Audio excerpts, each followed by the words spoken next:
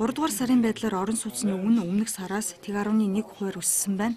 Харин өнгөрсөн оны мөн үетэй харьцуулахад 6.7%, сүүлийн 8 сард 6.2% буурсныг Тэнхлэг зууч компаниас хийсэн орон сууцны үнийн индексийн судалгаагаар харуулжээ.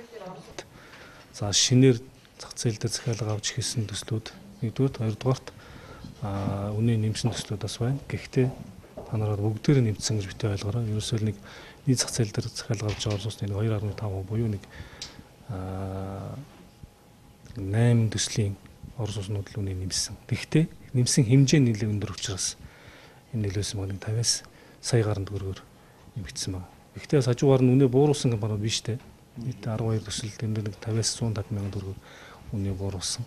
Энэ нь бол одоо хэрвээ зүгээр айлгын тоогоор авч үзэх юм бол төслийн тоогоорч айлгын тоогоорч үнэ нэмсэн компаниудаас илүү олон. Гэхдээ нэмсэн нөгөө үнийхэн дүнгээр өндөр болчихж байгаа учраас илүү нөлөөсөн байна. 3 дугаар сард орон сууцны үн харьцангуй тогтворжих хандлагатай байсан ч өртөг өндөртэй шинэ орон сууцнууд нийлүүлэгдснээс орон сууцны үн өмнөх сараас бага зэрэг өндөр гарсан гэсэн тайлбарыг өгч байгаа юм. За шинэ орон сууцны үнийн өсөлтийн дүнг нэгжлээ авч үзвэл Сүхбаатар дүүрэгт хамгийн өндөр буюу метр квадратын дундаж үн 3,100, за хамгийн бага Сонгон найрхан дүүрэгт 169 сая төгрөг байна. За ерөнхий дундч нь 1.7 сая байгаа бөгөөд за ирэх 4 дугаар сар хүртэл үн харьцангуй тогтмол байх төлөвтэй байна гин. За тэгвэл хуучин орон сууцны үн 3 дугаар сард буурсан дүнтэй гамаа. Нэлээд урт хугацааны туршид жил гарангийн хугацаанд хуучин орон сууцны үн шинэ орон сууцны дундаж үнээс илүү байсан. За энэ 3 сард шинэ орон сууцны үнээс доошоо орж ирлээ. Энэ бол бас тийм онцлож хэлэх таа.